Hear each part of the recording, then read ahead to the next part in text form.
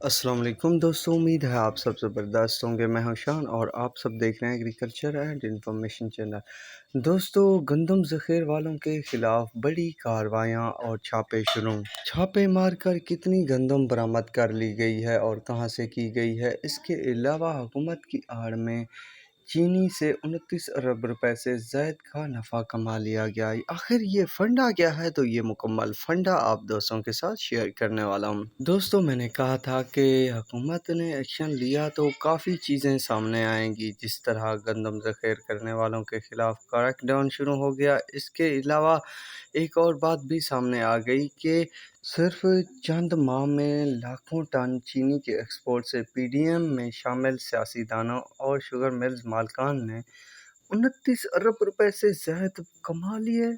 चीनी मज़ीद महंगी होने का भी इम्कान। दोस्तों देखें, जिसकी लाठी उसकी भैंस, तो बात वही है। चीनी की कीमतें मुसलसल बढ़ती गई, हुकूमत नाकाम रही, कीमतें कंट्रोल से बाहर रही। दोस्तों, हुकूमत ने भी हाथ खड़े कर दिए थे कि हम कीमतों के मुतय्यन करने के हवाले से कासिर हैं, यानी हमारा कोई इससे लेन देन नहीं है चीनी की कीमतों से। समझ तो मुझे उसी वक्त आ गई थी जब ये बातें सामने आई थी। दोस्तों, हुकूमत चुप रही क्योंकि उनके खुद के ही बंदे चीनी महंगी और कीमतें बढ़ाए हुए थे।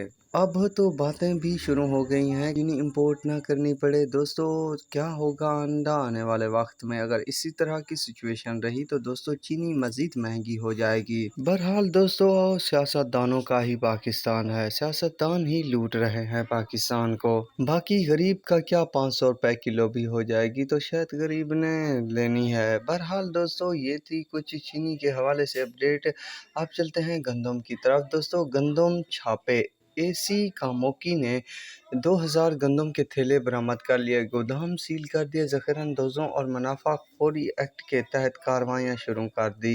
दोस्तों, पहले डीजी खान में, बहावलपुर में, इसके अलावा सिंध के कई शहरों में छापे मारे गए और कई थैले बरामद किए गए। अब फिर से वही तरीक़ाकार इस्तेमाल करके कार्रवाइयाँ की जा रही हैं और शायद फ़ौज का भी सहारा लिया जाएगा ज़ख़ीराअंदोज़ों के ख़िलाफ़। अगर इस तरह की सूरत हाल रही तो शायद गंदम की कीमतें कंट्रोल हो जाएंगी। बहरहाल दोस्तों, गंदम जो है वो गरीबों की है, इसीलिए कंट्रोल होंगी। चीनी जो है वो शुगर मिल वालों की है, हुकूमत में शामिल लोगों की है, शुगर मिल्स मालिकान की है, तो वो ज़रा महंगी रहेगी। तो क्या होगा आने वाले वक्त में, तो उसकी अपडेट भी इंशाल्लाह शेयर करता रहूँगा। तो अब तक के लिए इतना ही काफ़ी है। मिलेंगे नई वीडियो और अपडेट के साथ। अल्लाह हाफिज़।